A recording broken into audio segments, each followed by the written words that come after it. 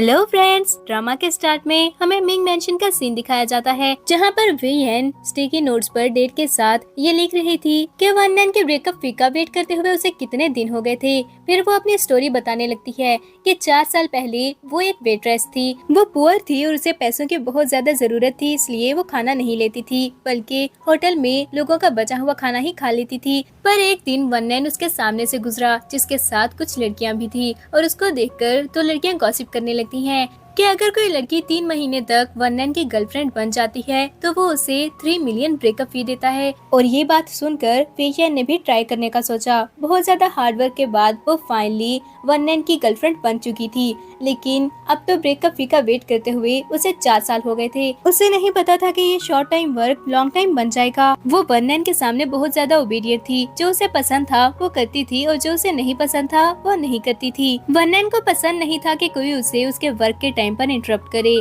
पर आज उसे वेयन डिस्टर्ब करने के लिए आ गई थी क्योंकि डॉक्टर ने उसे कॉल करके बताया था कि वर्ल्ड का बेस्ट सर्जन उनके हॉस्पिटल को विजिट करने वाला है। अगर वो 3 मिलियन अरेंज कर ले तो उसकी आंट की सर्जरी पॉसिबल हो सकती थी। तो वेयन जाकर वननैन को इरिटेट करना चाहती थी ताकि वो उसे ब्रेकअप कर ले और फिर जो उसे ब्रेकअप फी मिलेगी वो उसे अपनी आंट की सर्जरी के लिए यूज कर लेगी। असिस्टेंट के रोकने के बाद भी वो मीटिंग रूम में एंटर हो जाती है। असिस्टेंट ने वननैन से अपोलोजाइज किया क्योंकि वो वेयन को अंदर आने से नहीं रोक पाया था, पर वननैन ने उसे कुछ नहीं कहा और मीटिंग वहीं पर खत्म कर दी। जब सब एम्प्लॉयज वहां से उठकर चले गए तो वेयन जाकर वननैन के पास कहती है कि वो अपनी हेल्थ का बिल्कुल भी ख्याल नहीं रखता है। उसे स्टमक प्रॉब्लम था, इसलिए वेयन उसके लिए सूप बनाकर लाई है। उसने वननैन से सूप ट्राई करने को कहा और वननैन कुछ भी कहे बगैर वो सूप पी लेता है। फिर उसने वेयन से कहा कि वो वहाँ पर ट्रबल क्रिएट ना करे, वो भी असिस्टेंट से कहकर उसे वापस भिजवा देगा। पर वेयन कहती है कि वो ओवर टाइम वर्क नहीं कर सकता था, वो उसे ऐसा नहीं करने देगी। तो वननैन उसकी बात मान गया और फिर वो उसे अपने साथ घर ले जाता है और बेडरूम में जाते ही वो उसे किस करने लगा था।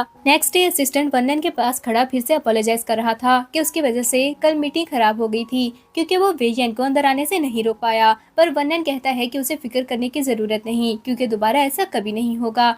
फिर उसने असिस्टेंट से अपनी चेकबुक लाने को कहा और फिर चेक पर एक अमाउंट लेकर असिस्टेंट को पकड़ा देता है। असिस्टेंट वो अमाउंट देकर बोला कि ये पहली बार था जब वो किसी लड़की को इतनी ज्यादा ब्रेकअप फी देने वाला था और फिर पूछता है कि क्या वो सच में वेयन से शादी नहीं करना चाहता। वो बहुत ही ज्यादा अच्छी लड़की थी। इस पर वननैन कहता है कि क्या वो ये बात भूल गया है कि वननैन एक अनमैरिड पर्सन है और कभी शादी नहीं करेगा। असिस्टेंट उसकी बात सुनकर चुप हो गया और फिर अचानक उसे याद आया तो वो वननैन को बताने लगा कि उसके फादर ने उसे ओल्ड हाउस आने को कहा है और उसने कहा था कि वो वननैन की फेवरेट डिशेस रेडी करवाएगा। 10 साल बाद ये पहली बार था जब वननैन को घर से निकालने के बाद उसके फादर ने उसे दोबारा वापस इनवाइट किया था। दूसरी तरफ वेयन जो बैठी एक पेंटिंग बना रही थी, वह सोचती है कि वननैन ने इस सब के बाद उसे कोई रिस्पांस क्यों नहीं दिया था। क्या वो पूरी तरह से वननैन को इरिटेट नहीं कर पाई थी। तभी वहाँ पर एक मेड आ गई जो उसे बताने लगी कि वननैन आज ओल्ड हाउस जाने वाला है, तो उसने कहा था कि वेयन उसका वेट ना करे।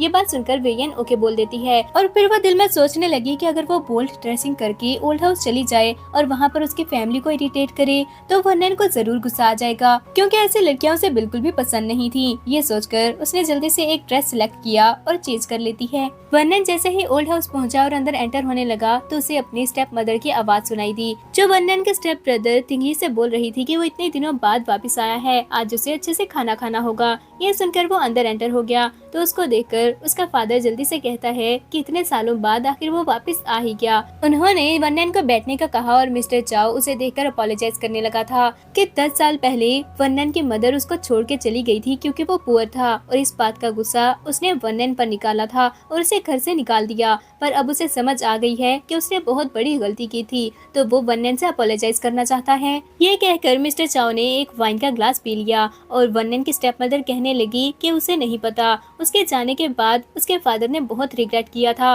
और हर वक्त उसे याद करता रहता था। तिंगी भी कहता है कि मिस्टर चाओ वननैन से बहुत ज्यादा प्यार करता है और हमेशा उसे याद करता था। जब मिस्टर चाओ वाइन का दूसरा ग्लास पीने लगा तो वननैन उसे रोकने की कोशिश करता है कि उसे ज्यादा वाइन नहीं पीनी चाहिए, पर वो कहता है कि वो सिंसियरली उससे अपोलोजाइज करना चाहता था तो आज वननैन उसे ना रोके। ये बोलते हुए वो दूसरा वाइन का ग्लास भी पी गया। और जैसे ही उसने तीसरा वाइन का ग्लास पिया तो वर्नन की स्टेप मदर कहती है कि वर्नन न्यू ईयर पर भी घर नहीं आया था, तो उसका फादर सारी रात दरवाजे पर खड़ा होकर उसका वेट करता रहा और नेक्स्ट डे उसकी तबीयत बहुत ज्यादा खराब हो गई थी।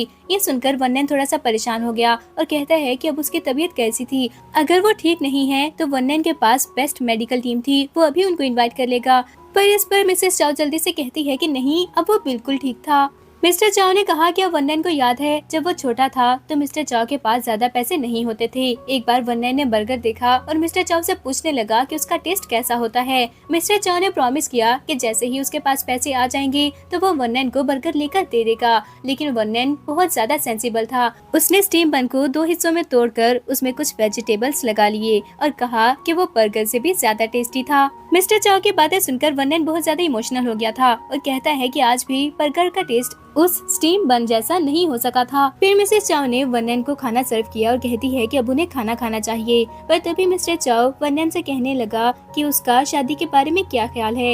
इस पर वन्नन ने बताया कि वो कभी शादी नहीं करेगा। तो मिसेस चाओ पूछने लगी कि फिर बच्चों के बारे में क्या ख्याल है। तो वन्नन ने जब कहा कि उसे बच्चे पसंद नहीं थे तो वो दोनों खुश हो जाते हैं और मिस्टर चाओ कहने लगा कि अच्छी बात है, वो शादी नहीं करना चाहता था। वैसे भी आजकल की लड़कियां बिल्कुल भी अच्छी नहीं होती, पर उसका इतना बड़ा बिजनेस था जिसको वो ऐसे ही नहीं छोड़ सकता है, तो उसे अपने ब्रदर को अपना हेयर बना लेना चाहिए। जब उसके ब्रदर के बच्चे होंगे तो वो वन्नन का बिजनेस अच्छे से संभालेंगे। ये सुनकर वन्नन पूछता है कि आज उन्होंने 10 साल बाद उसे सिर्फ इसलिए बुलाया था। मिस्टर चाओ ने हाँ कहा और फिर कहने लगा कि कुछ दिनों बाद वन्नन की बर्थडे आने वाली है। तिंगजी अभी अब्रॉड से वापस आया था और बहुत सारे लोगों को नहीं जानता है, तो वो इस मौके का फायदा उठाएंगे और उसके बर्थडे पार्टी पर ही तिंगजी के बारे में भी अनाउंस कर देंगे। ये सुनकर वन्नन को बहुत गुस्सा आया और वो कहता है कि मिस्टर चाओ की हिम्मत भी कैसे हुई उसकी बर्थडे को मेंशन करने की। मिस्टर चाओ को भी गुस्सा आ गया और वो कहता है कि वो क्यों नहीं मेंशन कर सकता। क्या वन्नन भूल गया कि उसके बर्थडे वाले दिन ही उसकी मदर उसे छोड़कर चली गई थी। मिस्टर चाओ ने तो इनविटेशन भी रेडी कर लिया है, अब वन्नन को अपने ब्रदर की हेल्प करनी होगी। पर वन्नन गुस्से से खड़ा होते हुए बोला कि उसका कोई ब्रदर नहीं था। इस पर मिस्टर चाओ कहता है कि वो अब भी बचपन की तरह ही बदतमीज है। वन्नन गुस्से से कहता है कि उसने अपने डैड की रिस्पॉन्सिबिलिटीज पूरी ही कब की थी और वो होता कौन है वन्नन की मदर को मेंशन करने वाला। क्या वो भूल गया है कि जब उस पर बहुत ज्यादा डेबिट था और डेबिट कलेक्टर्स वन्नन और उसकी मदर के पास आकर उन्हें थ्रेट करते थे, तब वो अपनी मिस्ट्रेस और उसके बच्चे को संभालने में और उनके साथ ट्रेवल करने में बिजी था। मिस्टर चाओ को उसके बात सुनकर और ज्यादा गुस्सा आ गया और वो कहता है कि वो वहाँ से निकल जाए। वन्नन आज के बाद वहाँ नहीं आ सकता क्योंकि वो शुरू से ही उसका घर नहीं था और वन्नन कहता है कि वो फिर से उसे घर से निकालना चाहता है। तभी वहाँ पर विजयन आ गई थी जो आकर वन्नन का हाथ पकड़ लेती है और उसे कहती है कि वो उसे घर लेकर जाने के लिए आई थी। मिस्टर चाओ ने उससे पूछा कि वो कौन है, तो विजयन बोली कि वो वन्नन की फियांसे थी, वो बहुत जल्द शादी करने वाले हैं। मिस्टर चाओ ये सुनकर वन्नन से कहने लगा कि उसने तो कहा था वो शादी नहीं करेगा। विजयन बोली कि वो अभी भी रूमर्स पर बिलीव कर रहा है, वह दोनों बहुत जल्द शादी करने वाले थे। विजयन ने आसपास देखा और वन्नन से बोली कि क्या वो शादी के बाद वहाँ पर रहने वाले हैं। वो हाउस तो बहुत ही ज्यादा ओल्ड है। शादी के बाद वन्नन को उसके लिए सी साइड पर एक घर बाय करना पड़ेगा और वन्नन उसको ओके बोल देता है। जबकि विजयन सोचने लगी कि वो तो उसे इरिटेट करने के लिए आई थी, पर वो उसका साथ क्यों दे रहा है। मिसेस चाओ को तो ये बातें सुनकर शौक ही लग गया था। जबकि तिंगजी वन्नन से कहने लगा कि क्या वो अपने पैसे एक आउटसाइडर को दे देगा। इस पर विजयन जल्दी से कहती है कि वो आउटसाइडर किसको बोल रहा था। वन्नन से शादी के बाद वो वन्नन की फर्स्ट लीगल हेयर होगी। मिस्टर चाओ ने गुस्से से वन्नन से कहा कि वो उस लड़की से शादी नहीं कर सकता, वो कभी भी इजाजत नहीं देंगे। तो विजयन जल्दी से बोली कि वो वन्नन की इंसल्ट क्यों कर रहे थे, उसकी तरफ देखकर बात करें। वैसे भी वो उनकी फैमिली नहीं बनना चाहती है और वो लोग एक बात अच्छे से याद रखें कि वन्नन से शादी के बाद वो वन्नन का एक पैसा भी उन लोगों को खर्च नहीं करने देगी। इसके बाद उसने वन्नन से कहा कि अब उन्हें घर जाना चाहिए और उसका हाथ पकड़कर ले जाती है। जबकि वन्नन को ये सब कुछ बहुत अच्छा लगा था। गाड़ी में बैठकर अब वो दोनों वापस जा रहे थे और वन्नन कहता है कि वो पहले से चेंज हो चुकी है। ये बात सुनकर विजयन उसे पूछती है कि क्या फिर आज रात वो उसके साथ ही रुकेगा, पर वन्नन ने कहा कि उसे कोई जरूरी काम था तो विजयन को वो घर छोड़ देगा। गाड़ी मिंग मेंशन के सामने रुकी तो विजयन ये कहकर उतर कर चली गई कि वो उसका वेट करेगी। उसके जाने के बाद वन्नन ने असिस्टेंट को कॉल की और पूछने लगा कि क्या ब्रेकअप कॉन्ट्रैक्ट रेडी हो गया था। असिस्टेंट ने हाँ कहा तो वन्नन कहता है कि वो उसमें एक विला भी ऐड कर दे जो सी साइड पर होना चाहिए। असिस्टेंट ने ओके कहा और पूछने लगा कि क्या वो खुद इस बारे में विजयन को बताने वाला है। वन्नन ने ऊपर विजयन के रूम की तरफ देखा और कहता है कि नहीं, उसे कल कुछ काम था तो असिस्टेंट खुद ही जाकर दे आए। उसने कॉल बंद की तो ड्राइवर पूछने लगा कि वो कहाँ जाना चाहता था, जिस पर वन्नन कहता है कि वो अपने घर जाना चाहता है। ड्राइवर ने कहा कि वो तो घर के बाहर ही खड़े थे, पर वन्नन कहता है कि नहीं, ये तो मिंग मेंशन है, वो अपने पुराने घर जाना चाहता था। फिर उसने एड्रेस बताया और वो उस घर में आ जाता है जहाँ पर वो अपनी मदर के साथ रहता था। वो जैसे ही रूम के अंदर एंटर हुआ तो उसको फ्लैशबैक याद आया। जब वो 8 साल का था तो उसकी मदर उससे कहती है कि अब वो बड़ा हो गया है।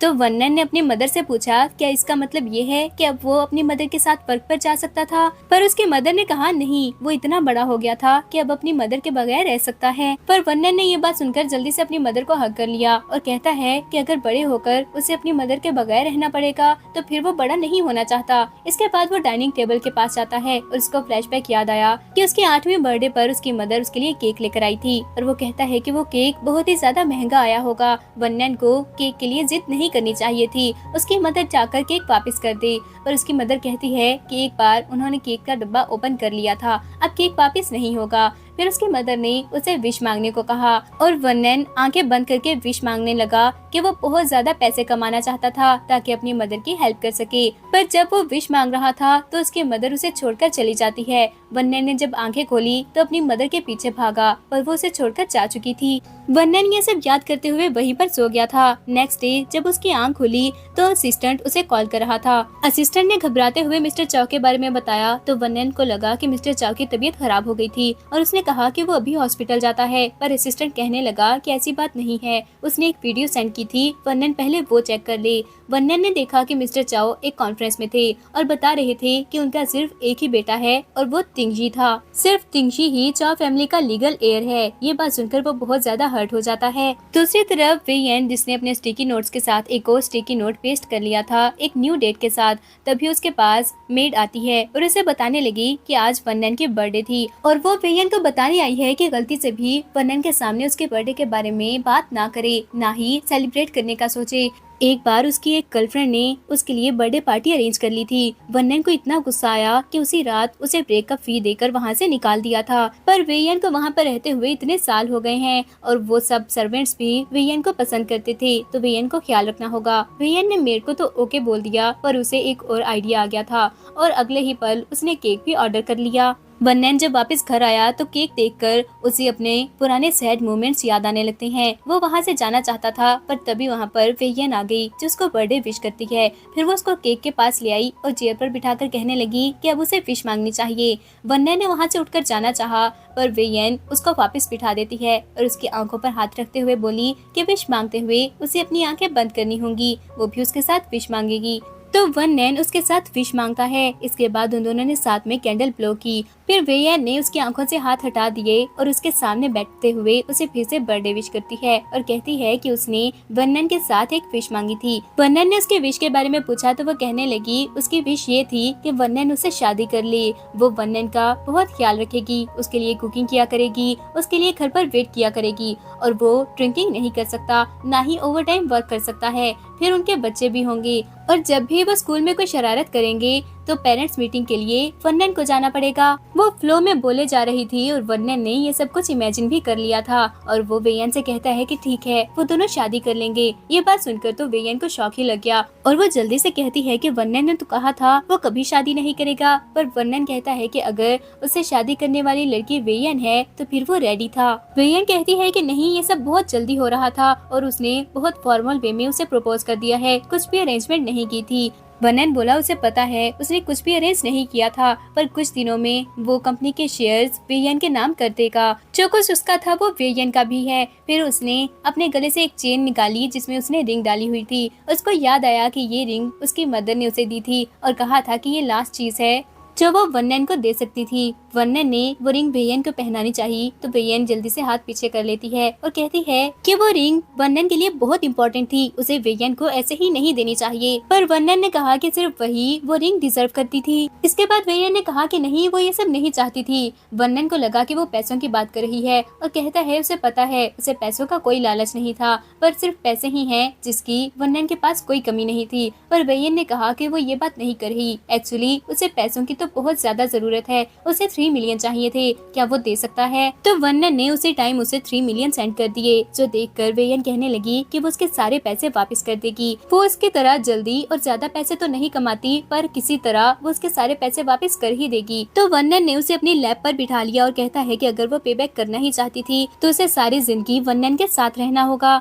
इसके बाद उसने वेयन को बताया कि 2 दिन के लिए वो पीसी है और उसके पास नहीं आ सकेगा, पर वो घर पर ही रहकर उसका वेट करे। ये बताकर वो वहाँ से चला गया, पर वेयन उसकी दी हुई रिंग देखकर सोचने लगी कि वो उससे शादी नहीं कर सकती थी। अब वन्नन अपने ऑफिस में था और वेडिंग वेन्यू सिलेक्ट कर रहा था, जबकि असिस्टेंट उसके सामने खड़ा उसे बता रहा होता है कि जब से उसने अपनी शादी के बारे में अनाउंस किया था, मिस्टर चाओ ने बहुत ज्यादा ट्रबल क्रिएट किया है, जिसकी वजह से उनकी मार्केट प्राइस 5% गिर गई थी। पर वन्नन को इन सब बातों से कोई फर्क नहीं पड़ता और वो असिस्टेंट को बताने लगा कि उसे वेयन के लिए कैसा वेडिंग ड्रेस रेडी करना था। असिस्टेंट उसको ओके बोलकर वहाँ से चला गया। तभी वहाँ पर उसका फ्रेंड चंगमू आ जाता है, जो उसे पूछने लगा कि क्या वो सच में वेयन से शादी करना चाहता था। इतनी सारी अच्छी लड़कियाँ उससे शादी करना चाहती हैं, पर वो वेयन से शादी करना चाहता था, जो एक डॉग पेट है जिसको 4 सालों से वो फीड कर रहा था। ये बात सुनकर वन्नन को बहुत गुस्सा आता है और उसने चंगमू को अपने वर्ड्स पर ध्यान देने को कहा। चंगमू कहता है कि उसका ऐसा मतलब नहीं था, लेकिन वेयन उसके साथ सिंसियर नहीं है, वो उसे छोड़कर चली जाएगी। पर वन्नन कहता है कि वो उसको छोड़कर कभी नहीं जाने वाली। दूसरी तरफ वेयन हॉस्पिटल में थी और डॉक्टर ली से पूछ रही थी कि ऐसा कैसे हो सकता है। उसने खुद ही तो कहा था कि 3 मिलियन डॉक्टर फी है, पर डॉक्टर ली ने कहा कि उस डॉक्टर ने एंड टाइम पर अपना माइंड चेंज कर लिया था। उसने बिडिंग करवाई थी और अब मिनिमम फी 5 मिलियन है। तभी वहाँ पर जिंगन आ गया, जो आकर वेयन से कहने लगा कि वो उसके पैसे यूज कर सकती थी, पर वेयन कहती है कि वो उसका कार्ड नहीं ले सकती। वो जिंगन की फीस है जो इतने सालों से उसने अपनी स्टडी के लिए इकट्ठी की थी। पर जिंगन कहता है कि उसको याद है वो बचपन में खाना भी शेयर करके खाते थे, और वेयन को याद आया कि बचपन में अगर उन्हें एक एग भी मिलता था तो वो भी शेयर करके खाते थे। पर वो फिर भी जिंगन से उसके पैसे नहीं लेना चाहती थी। पर जिंगन जबरदस्ती उसे अपना कार्ड पकड़ाकर वहाँ से चला जाता है, जबकि वेयन सोचने लगी कि अब वो क्या करेगी और वो रूम से बाहर जाकर रोने लगती है। उसने वन्नन को कॉल करने का सोचा, पर तभी उसे याद आया कि एक बार उसने वन्नन को कॉल पे बात करते हुए सुना था। वो किसी से बोल रहा था कि उसे धोखा देने वालों से सबसे ज्यादा नफरत थी, और बाद में उसे याद आता है कि कैसे वन्नन ने उसे प्रपोज करते हुए कहा था कि अगर वो लड़की वेयन है तो वो शादी करने के लिए रेडी था। पर गलती से वेयन कॉल मिला लेती है। जब वन्नन ने उसे पूछा कि क्या सब ठीक था, तो उसने झूठ बोल दिया कि वो बस उसे मिस कर रही थी। फिर उसने जल्दी से कॉल बंद कर दी। तभी वहाँ पर तिंगशी आ जाता है, जो उसे पूछने लगा कि क्या उसके साथ कोई प्रॉब्लम हो गई थी। अगर उसे पैसे चाहिए तो वो उसकी हेल्प कर सकता है। तिंगची ने उसके हाथ में रिंग देखी। तिंगची उसे बोला कि अगर वो अपने हाथ में पकड़ी हुई रिंग तिंगची के पास गिरवी रखवा दे तो वो उसको पैसे दे सकता था। वैसे भी उसका और उसके भाई का रिलेशनशिप बहुत अच्छा है, वो वेयन को बिट्रे नहीं करेगा।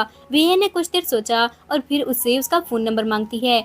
उसने उसके फोन में IOU लिख दिया और कहती है कि उसके पास जैसे ही पैसे आ जाएंगे तो वो उसे रिंग वापस लेने के लिए आ जाएगी। पर तिंगची को उस रिंग का बहुत अच्छे से ख्याल रखना होगा, क्योंकि वो रिंग वन्नन के लिए बहुत ज्यादा इम्पोर्टेंट थी। पर तिंगची कहता है कि उसको फिक्र करने की कोई जरूरत नहीं, उसका और उसके ब्रदर का रिलेशनशिप बहुत अच्छा था। इसके बाद वो वेयन को पैसे देकर वो रिंग लेकर वहाँ से चला जाता है। उधर वन्नन जो अपनी वेडिंग के लिए घर पर सारी चेंजिंग करवा रहा था, उसने वंगमा से जब वेयन के बारे में पूछा तो वंगमा ने बताया कि उसने सुबह से वेयन को नहीं देखा था। तभी वन्नन की नजर सामने लगी पेंटिंग पर पड़ी और वो वंगमा से कहने लगा कि उस पेंटिंग को हटाकर वहाँ पर एक रोज वाली पेंटिंग लगा दें। पर वंगमा कहती है कि वो पेंटिंग वेयन की फेवरेट थी और वो किसी को भी हाथ लगाने नहीं देती है। ये बात सुनकर वन्नन ने जैसे ही वो पेंटिंग वहाँ से हटाई तो वहाँ पर वेयन के सारे स्टिकी नोट्स लगे हुए थे, जो देखकर वन्नन को पता लग गया कि वेयन ने भी उससे झूठ बोला था। इतने साल वो वन्नन के सामने सिर्फ एक्टिंग करती रही है। फिर उसने जब जाकर चेक किया तो वेयन अपने कपड़े भी लेकर जा चुकी थी। दूसरी तरफ वेयन ओटी के बाहर बैठी वेट कर रही होती है।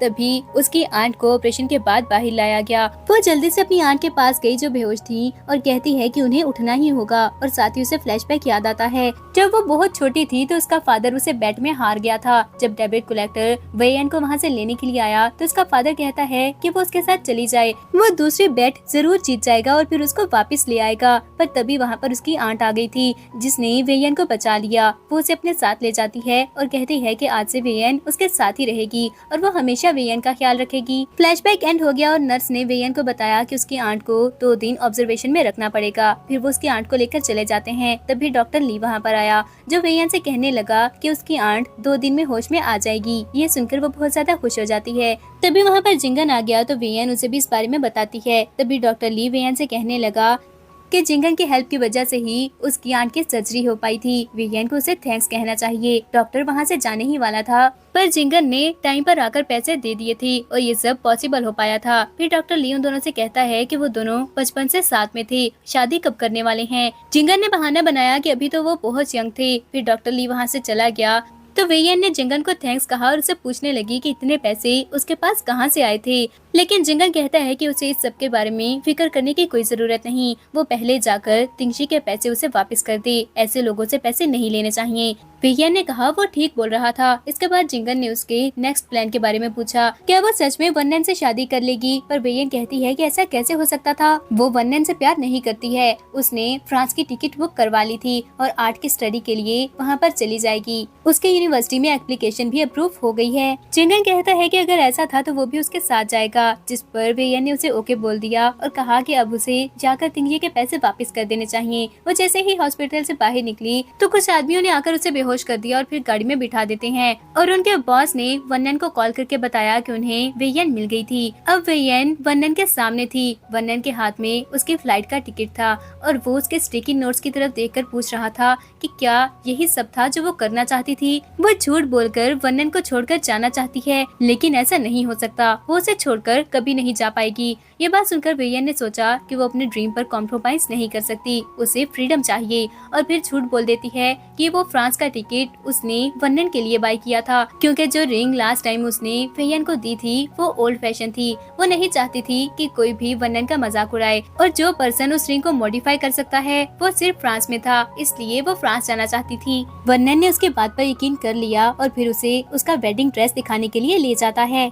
वेडिंग डे वाले दिन वनन सेकंड फ्लोर पर खड़ा सारे अरेंजमेंट्स देख रहा होता है। तभी वहाँ पर मिस्टर चाओ अपनी फैमिली के साथ आ गया, पर उसको गार्ड्स रोकने की कोशिश करते हैं। तो मिस्टर चाओ गुस्से से बोला कि वो होते भी कौन है उनको रोकने वाले, वो अपने सन की वेडिंग में आया था। ये बात सुनकर वनन नीचे जाने लगा और कहता है कि वो ये बात कैसे भूल गए, उन्होंने खुद ही कहा था कि उनका सिर्फ एक बेटा है और वो तिंगशी है। तिंगशी कहता है कि वनन को मिसअंडरस्टैंड करने की कोई जरूरत नहीं, वो तो वहाँ उसके लिए ही आए थे, क्योंकि उन्हें वनन के लिए बुरा लग रहा था। वो वनन की फैमिली है, क्या वो उन्हें भी वहाँ से निकाल देगा। ये बात सुनकर मिसेस चाओ जल्दी से कहती हैं कि वो ठीक बोल रहा था।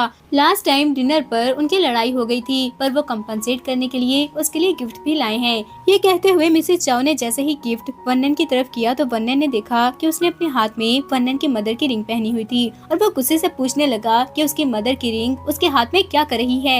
ये बात सुनकर कुछ लड़कियां गॉसिप करने लगी कि उसकी स्टेप मदर ने उसकी मदर की रिंग पहनी हुई थी और दूसरी लड़की कहती है कि उसकी मदर वही है ना जो उसे छोड़कर भाग गई थी। ये वनन से कहता है कि उसे उसकी मदर पर गुस्सा करने की कोई जरूरत नहीं है, क्योंकि ये रिंग खुद उसकी गर्लफ्रेंड ने उसको सेल की थी। उसे तो तिंगशी को थैंक्स कहना चाहिए कि ये रिंग उसने ले ली है, वरना उसे नहीं पता कि वो रिंग किस बैगर के हाथ में जानी थी, क्योंकि उसने बहुत ही कम पैसों में वो रिंग सेल कर दी थी। वनन को पता तो लग ही गया होगा कि वेयन के दिल में उसकी कितनी इम्पोर्टेंस है। तभी प्रीस्ट वहाँ पर आ गया और ब्राइड को वेलकम करने को कहा, पर तभी ब्राइड की जगह वहाँ पर असिस्टेंट आ जाता है और सब लोग सोचने लगे कि ये क्या हो रहा था। असिस्टेंट ने आकर वनन को बताया कि वेयन ने कहा था वो कुछ देर अकेला रहना चाहती है, पर जब उन्होंने जाकर चेक किया तो वो वहाँ से भाग गई थी। ये सुनकर तिंगशी कहता है इसीलिए उसने वो रिंग भी सेल कर दी थी, क्योंकि वो वनन से शादी करना ही नहीं चाहती थी। जबकि वनन बाहर की तरफ भागने लगा और असिस्टेंट से कहता है कि उन्हें हर हाल में वेयन को ढूंढना होगा। दूसरी तरफ वेयन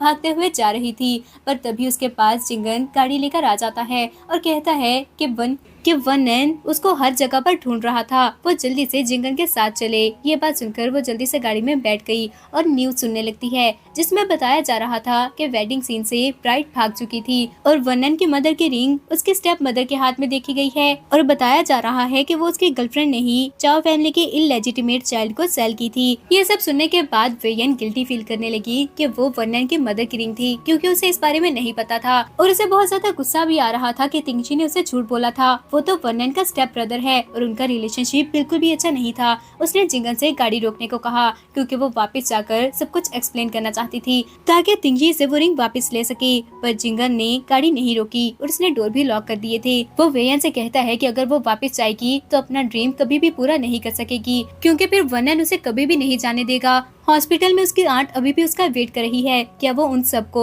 वर्नन के लिए छोड़ देगी? जिंगन के ऐसा कहने पर वेयन चुप कर जाती है। अब वो अपनी आंट के पास बैठी हुई थी। उसकी आंट को होश आ चुका था और वो वेयन से पूछती है कि वो वेडिंग ड्रेस में वहाँ पर क्यों आई थी। क्या वो और जिंगन शादी करने वाले हैं? वेयन उनको बताने लगी कि ऐसा कुछ नहीं था, पर जिंगन जल्दी से कहता है कि हाँ, वो लोग शादी करने वाले थे और आज वो वेडिंग ड्रेस ट्राई करने के लिए गए थे। ये बात सुनकर आंट बहुत ज्यादा खुश हो जाती है। वेयन ने आंट के सामने कुछ नहीं कहा, पर बाहर जाकर जिंगन से पूछने लगी कि उसने झूठ क्यों बोला था। जिंगन कहने लगा कि उसे डॉक्टर ली ने बताया था उन्हें आंट को खुश रखना होगा, वो कोई भी शौक बर्दाश्त नहीं कर सकती हैं, तो इसलिए उसने ये झूठ बोल दिया था। तो वेयन कहती है फिर वो लोग नेक्स्ट वीक क्या करेंगे, क्योंकि जिंगन ने बोल दिया था कि वो दोनों नेक्स्ट वीक शादी करने वाले हैं। जिंगन कहता है कि वो फेक मैरिज कर लेंगे और बहुत ज्यादा लोगों को नहीं बुलाएंगे, तो किसी को भी इस बारे में पता नहीं चलेगा। इसके बाद आंट अपनी फिजिकल थेरेपी के लिए चली जाएंगी और वेयन अपना ड्रीम पूरा करने के लिए जा सकती है। तो वेयन को भी ये सब ठीक लगा और वो मान गई। जिंगन ने उसे कहा कि वर्नन उसे हर जगह पर ढूंढ रहा था और उसकी फ्लाइट 10 दिन बाद की है, तो इन दिनों वो घर से बाहर ना निकले। पर वेयन कहती है कि वो ऐसा नहीं कर सकती थी,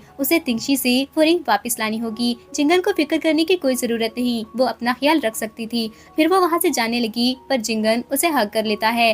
तभी वहाँ पर चंगमू आ गया और उसने ये सब देख लिया था, तो वो जल्दी से उनकी पिक्चर्स बना लेता है। फिर वो वर्नन के पास गया और उसे पिक्चर्स दिखाते हुए बोला कि उसने कहा भी था वो लड़की उसे धोखा दे रही है, उसके साथ सिंसियर नहीं थी। देखा ना, अब वो अपने लवर के साथ भाग गई। ये बात सुनकर वर्नन को बहुत ज्यादा गुस्सा आता है, पर उसे अभी भी नहीं लगता था कि वेयन उसको धोखा देगी, तो उसने असिस्टेंट को बुलाकर वेयन की लोकेशन चेक करने को कहा। अब वेयन तिंगची के पास आ गई थी और उसे कार्ड देते हुए बताने लगी कि वो पैसे वापस करके रिंग लेने के लिए आई है, पर तिंगची उसे कहता है कि वो उसको रिंग वापस कर देगा, पर इसके लिए वेयन को उसे किस करनी होगी। वेयन ने उसकी बात सुनकर अपना कार्ड वापस उठा लिया और एक टी का कप उठाकर तिंगची के ऊपर वो टी गिरा देती है और कहने लगी कि वो बहुत ही ज्यादा डिस्गस्टिंग था। फिर वो वहाँ से जाने की कोशिश करती है, पर तिंगची के गार्ड्स ने उसे रोक लिया, तो वो पूछने लगी कि सबका क्या मतलब था। तिंगची कहता है कि क्या वो रिंग वापस नहीं लेना चाहती थी, जिस पर वेयन ने कहा कि उसे पता है वो रिंग उसे वापस नहीं करना चाहता, तो उसके कुछ भी करने से फायदा नहीं होगा। ये कहकर उसने गार्ड से लड़कर बाहर जाना चाहा, पर इस तरह करते हुए उसकी शर्ट का एक बटन भी टूट गया था और वो बाहर जाने में सक्सेसफुल नहीं हो पाई थी। तिंगशी कहता है कि उसे कोशिश छोड़ देनी चाहिए, इस तरह करके वो वहाँ से कभी नहीं जा पाएगी। फिर उसने अपना कोट उतारकर वेयन को पहना दिया और गार्ड्स वहाँ से चले जाते हैं। फिर वो वेयन से कहता है कि वो वर्नन को क्यों फॉलो करती थी, तिंगशी के बारे में क्यों नहीं सोचती, वो वर्नन से ज्यादा उसका ख्याल रख सकता था। वैसे भी वर्नन ने आज तक इतनी ज्यादा गर्लफ्रेंड्स चेंज की थी, उसको आज तक किसी से प्यार नहीं हुआ, वो बस प्ले करना चाहता था। तिंगशी ने उसे बताया कि उसने वेयन के बैकग्राउंड के बारे में इन्वेस्टिगेट करवाया था। वेयन ने 18 ईयर की एज में कॉलेज छोड़ दिया था। उसको पैसों की इतनी जरूरत थी कि उसने पैसों के लिए हर तरह की जॉब की थी। वो बार में भी गई थी और होटल में वेटर का काम भी करती रही है। तिंगशी ने उसे बताया कि उसे पता है उसे पेंटिंग्स का शौक था और उसकी सारी पेंटिंग्स अब तिंगशी के रूम में हैं और उसे ये भी पता है कि वो फर्दर स्टडी के लिए फ्रांस जाना चाहती थी। वो उसको इतने अच्छे तरीके से जानता है। क्या वर्नन भी उसे इतने अच्छे से जानता था? वर्नन सिर्फ उसका यूज कर रहा है, पर वो उसकी हेल्प कर सकता था हर चीज अचीव करने में जो वो चाहती थी। पर वेयन ने उसे धक्का दे दिया और कहती है कि वो ये ना समझे कि वो वेयन को बहुत अच्छे से जानता है, वो सिर्फ वर्नन से खुद को कंपेयर करना चाहता था। वो वहाँ से जाने लगी, पर तिंगशी उसका हाथ पकड़ने लगता है, पर तभी वहाँ पर वर्नन आ गया था जिसने तिंगशी को रोक दिया। फिर उसने तिंगशी का कोट उतारकर नीचे फेंक दिया और अपना कोट उतारकर वेयन को पहना देता है। फिर वो वेयन को अपने साथ लेकर जाने लगा, पर वेयन उसे वेट करने को कहती है और वो तिंगशी की पॉकेट में कुछ ढूंढने लगी। ये देखकर वर्नन को बहुत ज्यादा गुस्सा आ रहा था, पर वेयन ने तिंगशी के पॉकेट से वर्नन की मदर की रिंग निकाल ली और फिर वेयन से कहती है कि वर्नन चाहे जैसा भी हो, वो उसकी तरह धोखेबाज नहीं था, और ये बोलकर वो वर्नन के साथ वहाँ से बाहर आ गई थी। अब वो दोनों गाड़ी में थे और वेयन ने वर्नन की रिंग वहाँ पर रखी और उससे अपोलोजाइज करने लगी कि उसे नहीं पता था कि वो रिंग उसकी मदर की है और वर्नन के लिए इतनी ज्यादा इम्पोर्टेंट थी, वरना वो कभी भी तिंगशी को वो रिंग ना देती। तिंगजी ने उसे झूठ बोलकर वो रिंग ली थी।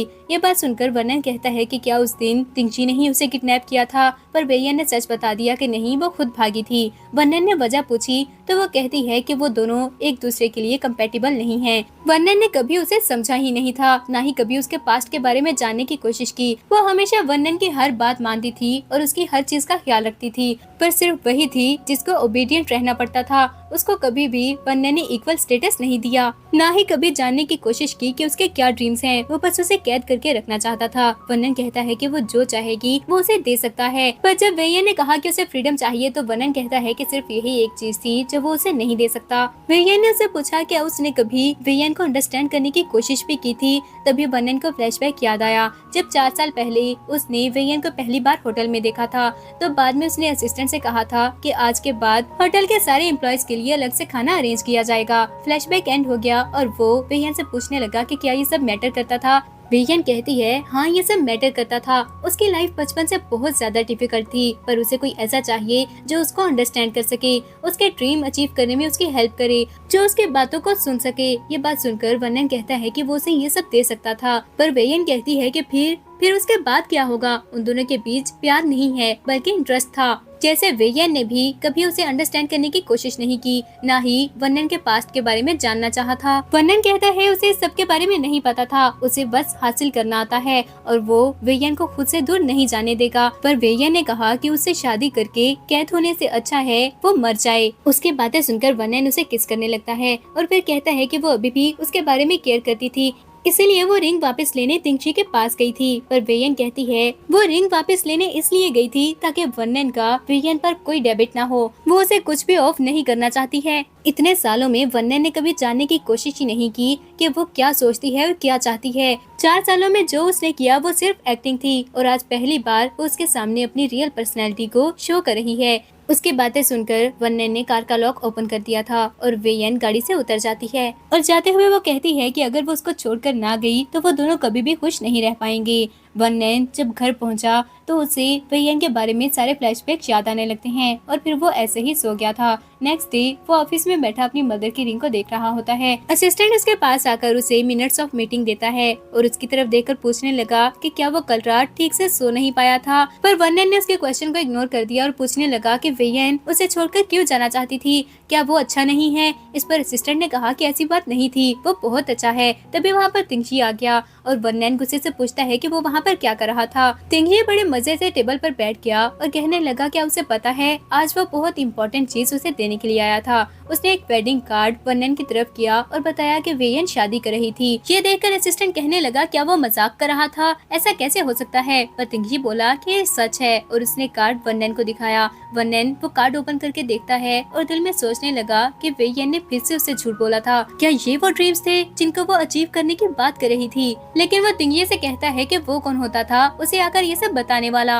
अगले सीन में हम वेयन को देखते हैं जो वेडिंग के लिए रेडी हो रही थी। तभी उसकी आंट वहाँ पर आ गई। उसने जैसे ही डोर ओपन किया तो आंट को सामने देखकर कहती है कि वो अकेली वहाँ पर क्यों आ गई थी, किसी से टकरा कर वो हर्ट भी हो सकती थी। पर आंट कहती है कि वो खुद उसे अपने साथ स्टेज तक लेकर जाना चाहती थी। फिर उन्होंने वेयन से कहा कि वो वेडिंग ड्रेस में बहुत ही ज्यादा प्यारी लग रही थी। वो अपनी लाइफ में तो कभी वेडिंग ड्रेस नहीं पहन पाई थी, पर वेयन को देखकर वो बहुत ज्यादा खुश थी कि वो जिंगन से शादी कर रही है और वो दोनों साथ में बहुत अच्छे से जिंदगी गुजारेंगे। फिर उन्होंने कहा कि टाइम हो गया था और वो वेयन को अपने साथ बाहर ले जाती हैं। वेयन उनकी व्हीलचेयर को पुश करते हुए हॉल में आ गई थी। फिर डॉक्टर ली आंट के पास आ गए तो वेयन स्टेज पर चली जाती है और डॉक्टर ली आंट से कहने लगे कि वो बिल्कुल ठीक टाइम पर होश में आई थी। अपनी आंखों से वो वेयन की शादी देख सकती है और उसकी विश भी पूरी हो गई थी। वेयन जब स्टेज पर जिंगन के पास गई तो जिंगन को किसी का मैसेज आता है जो देखकर वो डर गया था। पर जब वेयन ने पूछा कि क्या हुआ है तो वो झूठ बोल देता है कि सब ठीक था। तभी वहाँ पर वर्नन और तिंगजी भी आ जाते हैं। वर्नन ने आकर वेयन को हैप्पी वेडिंग विश किया तो आंट उसे पूछने लगी कि वो कौन था। तो वर्नन ने कहा कि वो वेयन का फ्रेंड है और वो दोनों 4 साल से साथ थे। ये सुनकर आंट बोली कि ये तो अच्छी बात थी, फिर उसे वेडिंग वाइन पीकर ही वहाँ से जाना चाहिए। तो वर्नन जाकर एक चेयर पर बैठ गया और तिंगजी भी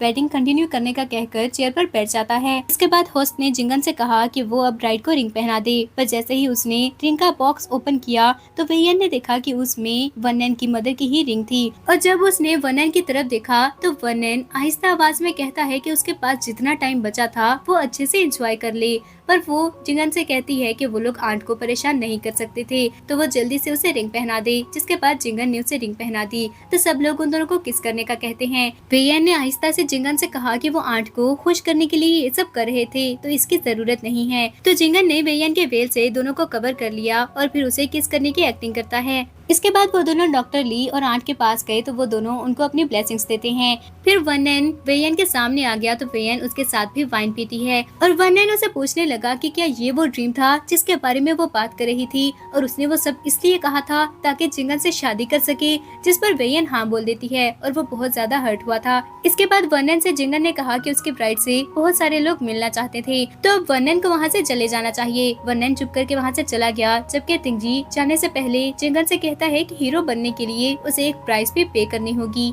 जबकि तिंगजी की बात सुनकर वेयन जिंगन से पूछने लगी कि क्या वो उसे कुछ छुपा रहा था, पर जिंगन कहता है कि ऐसा कुछ भी नहीं है, उसे फिक्र करने की कोई जरूरत नहीं थी। और अब असिस्टेंट वनन के सामने खड़ा उसे बता रहा था कि जिंगन ने जो पैसे बोरो किए थे वो लोन शार्क से किए थे। वैसे तो वो अपने कंपटीशन के प्राइस से पैसे वापस कर सकता था, पर उसका बोनस डिले हो गया, जिसकी वजह से अब इंटरेस्ट बढ़ गया है और वो बहुत बड़ी प्रॉब्लम में फंस चुका था। क्या वो चाहता है कि वो वेयन को इस बारे में बता दे, पर वनन ने मना कर दिया और कहा कि टाइम आने पर वेयन को पता चल जाएगा कि वो सिर्फ वनन पर ही रिलाई कर सकती थी। अब जिंगन वनन से मिलने के लिए आया था। वनन उसे बताती है कि उसने अपनी आंट के लिए एक थेरेपी सेंटर ढूंढ लिया था और उसकी आंट थेरेपी के लिए जा चुकी हैं। इसके साथ ही वो बताने लगी कि उनकी कल की फ्रांस की फ्लाइट है, पर जिंगन कहता है कि वो उसके साथ फ्रांस नहीं जा सकता था। ये बात सुनकर वेयन ने कहा कि वो उसकी बात समझ सकती थी, उसके लिए पहले ही जिंगन ने बहुत कुछ किया था, अब वो जिंगन को अपने साथ और ड्रैग नहीं करेगी। जिंगन ने कहा ऐसी बात नहीं थी, उसे अभी कुछ काम है और वो प्रॉब्लम सॉल्व किए बगैर वो वहाँ से नहीं जा सकता। तभी उसे डेबिट कलेक्टर की कॉल आ जाती है, जिन्होंने कहा कि उसे हर हाल में पैसे वापस करने होंगे वरना वो उसको नहीं छोड़ेंगे।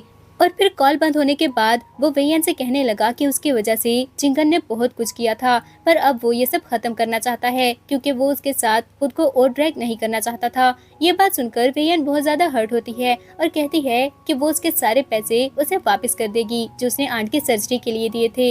ये बोलकर वो वहाँ से चली गई। तभी वहाँ पर डेबिट कलेक्टर्स आ जाते हैं जो जिंगन को मारने लगे थे, जबकि वनन अपनी गाड़ी में बैठा ये सब देख रहा होता है। वेयन जो गुस्से में वहाँ से जा रही थी, उसे फ्लैशबैक याद आया जब उसने कॉलेज छोड़ दिया था तो अपने पैसों से उसने जिंगन की ट्यूशन फी पे कर दी थी। जब जिंगन उसे इस बारे में पूछने आया तो वो कहती है कि वो तो वैसे भी अब कॉलेज नहीं जाने वाली थी, तो अगर वो पैसे जिंगन के काम आ जाएं तो अच्छी बात है। ये सब याद आने के बाद वो सोचती है कि जिंगन जरूर उसे कुछ छुपा रहा था और ये सोचते ही वो वापस जाती है, पर उसने देखा कि डेबिट कलेक्टर्स जिंगन को मारते हुए अपने साथ ले गए थे। तभी उसको वनन की कॉल आई जिसने कहा कि वो जिंगन को बचा सकता था, पर उसे वनन के पास आना होगा। वो जल्दी से जाकर वनन की गाड़ी में बैठ गई तो वनन ने कहा कि अगर वो जिंगन को बचाना चाहती थी तो उसे वनन के साथ जाना होगा। ये बात सुनकर वो गुस्से से पूछती है क्या उसने ही जिंगन के साथ ये सब किया है? अगर उसे गुस्सा था तो वेयन के पास आए, वो जिंगन के साथ ये सब क्यों कर रहा है? ये बात सुनकर वनन बोला कि उसके दिल में वो ऐसा पर्सन था। वेयन को रियलाइज हुआ कि वो क्या बोल गई थी और जल्दी से अपोलोजाइज करती है और कहती है कि उसे जिंगन की बहुत ज्यादा फिक्र हो रही थी, इसलिए परेशानी में ये सब बोल गई, पर वनन को जिंगन की हेल्प करनी होगी। वनन ने उसे कहा कि उसे फिक्र करने की कोई जरूरत नहीं, उसने ऑलरेडी सब कुछ अरेंज कर दिया था। जिंगन घर वापस आ जाएगा और फ्यूचर में कोई प्रॉब्लम भी नहीं होगा। उसे इस सबसे कोई फर्क नहीं पड़ना चाहिए था, पर वो ये सिर्फ वेयन के लिए कर रहा है। वेयन ने बाहर बहुत एंजॉय कर लिया, अब घर जाने का टाइम आ गया था। फिर वो उसे अपने साथ घर ले जाता है। अब वेयन रूम में बैठी हुई थी जब वनन उसके लिए पोरिज बना कर लाया और कहता है कि उसने सुबह से कुछ नहीं खाया था, वो उसका फेवरेट पोरिज लेकर आया है, वो जल्दी से खा ले। पर वेयन उसे कहती है कि वो उससे कभी भी शादी नहीं करेगी। वनन ने उसके बात को इग्नोर करके उसे पोरिज खिलाना चाहा तो वो गुस्से से कहती है कि उसने प्रॉमिस किया था कि वो उसे जाने देगा, लेकिन उसने कभी भी वेयन के चॉइसेस और थॉट्स की रिस्पेक्ट नहीं की है। वनन ने पोरिज साइड पर रख दिया और उसे पूछने लगा कि वो उसे अपने साथ क्यों नहीं रख सकता था। वो चाहे वेयन के लिए जो भी कर ले, जब वेयन ने उसे नफरत ही करनी है तो वो इस तरह से वेयन को अपने पास क्यों नहीं रख सकता। अब वेयन के पास दो चॉइसेस थी, या तो वो उससे शादी कर ले या फिर वनन को जान से मार दे। वेयन गुस्से से खड़ी हो गई और पूछने लगी कि वो ऐसा क्या करे कि वनन उसे वहाँ से जाने दे। कि उसने वनन को जाने दिया था, पर उसने जाकर जिंगन के साथ अपनी वेडिंग अरेंज कर ली। वहाँ पर तो वो आंट की वजह से चुप रहा था, पर अब वो और ये सब बर्दाश्त नहीं करेगा। वो बस इतना चाहता था कि वनन उसे प्यार करे और उसके केयर करे। जब से वनन उसे छोड़कर गई थी वो ठीक तरह से सो नहीं पाया था। वो वनन के सारे विशेष पूरे कर सकता था, पर प्रॉब्लम ये है कि वो वनन के फ्यूचर प्लान में शामिल ही नहीं है। फिर वो वनन से पूछने लगा कि अगर वो 1 साल, 2 साल, 5 साल या फिर 10 साल उसका वेट करे तो क्या उसके पास वेयन को हासिल करने का कोई चांस है। वेयन ने नहीं कहा तो वो कहता है कि प्रॉब्लम ही ये थी, वो चाहे उसका जितना भी वेट कर ले, वनन कभी भी उसे अपनी लाइफ में शामिल नहीं करना चाहेगी क्योंकि वो उससे प्यार ही नहीं करती थी। तो अच्छा है कि वो उसे कैद करके अपने पास रख ले। फिर उसने पोरिज उठाया और बोला कि पोरिज ठंडा हो गया था, वो उसके लिए दोबारा गर्म करके ले आएगा। वो मुड़कर जाने लगा, पर फिर वेयन को डराने के लिए कहता है कि वेयन को उसकी बात माननी होगी वरना जिंगन को सफर करना पड़ेगा। ये बात सुनकर वेयन कहती है कि क्या वो पागल हो गया था? अगर इस बारे में उसने मीडिया को बता दिया तो क्या उसे डर नहीं कि वो बैंकरप्ट हो सकता है? तो वनन ने उसे कहा कि चा ग्रुप तो वैसे भी एम्प्टी शेल था, वो तो बस वेयन को अपने पास रखना चाहता था। वो सिर्फ ये चाहता है कि वेयन उससे प्यार करे जैसे वो एक्टिंग करते हुए उसकी केयर करती थी। अगर वो उसका 1/3 भी उसको प्यार देगी तो वो सेटिस्फाइड हो जाएगा। तो वेयन रोते हुए बेड पर बैठ गई और बोली कि वो सिर्फ अपने लिए जिंदगी जीना चाहती थी, लेकिन ये सब वो उसके लिए इतना मुश्किल क्यों बना रहा था। वनन ने उसे रेस्ट करने को कहा क्योंकि नेक्स्ट डे जाकर वो वेडिंग सर्टिफिकेट लेने वाले थे। नेक्स्ट डे वनन ब्रेकफास्ट कर रहा होता है, तभी वेयन वहाँ पर आ गई। आज वो अच्छे मूड में लग रही थी। बंगमा उसके लिए ब्रेकफास्ट लाने लगी, पर वो कहती है कि वो वनन के हाथ का ब्रेकफास्ट करना चाहती थी, जिसके बाद वनन उसके लिए ब्रेकफास्ट ले आता है। वनन ने उसे पूछा कि क्या उसने डिसाइड कर लिया था, जिस पर वेयन कहती है कि वो उसे वैसे भी वहाँ से जाने नहीं देगा और अगर वो चली भी गई तो उसे वापस ले आएगा। तो अच्छा है कि वो चुप करके उससे शादी कर ले, वैसे भी उसकी वाइफ बनकर उसे प्रॉफिट ही होने वाला है। अब वो दोनों सर्टिफिकेट लेने के लिए आए हुए थे, पर अंदर एंटर होने से पहले वेयन ने कहा कि उसे प्यास लगी थी। वनन उसके लिए पानी ले आए। वनन कहता है कि वो किसी से कहकर उसके लिए मंगवा देगा, पर वेयन बोली कि वो ऑलरेडी वहाँ पर आ चुके थे और वैसे भी उसके रजिस्ट्रेशन बुक वनन के पास है, तो वो भागकर कहाँ जाएगी। तो वनन उसके लिए पानी लेने चला जाता है।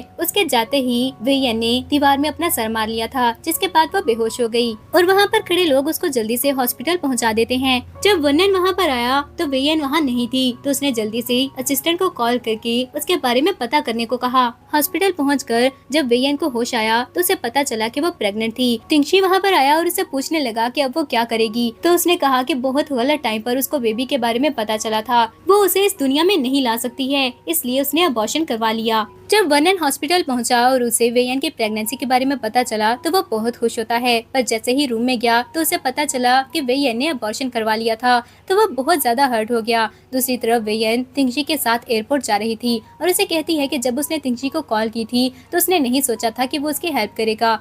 इसके बाद 3 साल गुजर जाते हैं। अब वनन एक एग्जीबिशन में खड़ा हुआ था और असिस्टेंट उसे सारी पेंटिंग्स दिखाते हुए बोल रहा था कि वो उसी आर्टिस्ट की पेंटिंग्स हैं जो अभी अब्रॉड से वापस आई थी और उसके साथ वो कॉपरेशन करने वाले थे। थोड़ी देर में वहाँ पर वेयन आ गई। उसने वनन से हाथ मिलाया और उसे बताया कि वो उसकी न्यू पार्टनर थी। इस पर पास खड़ी रिपोर्टर पूछने लगी कि क्या वो दोनों एक दूसरे को पहले से जानते थे, पर वनन कहता है कि नहीं, वो पहली बार मिल रहे थे और इसी के साथ ड्रामा की एंडिंग हो जाती है।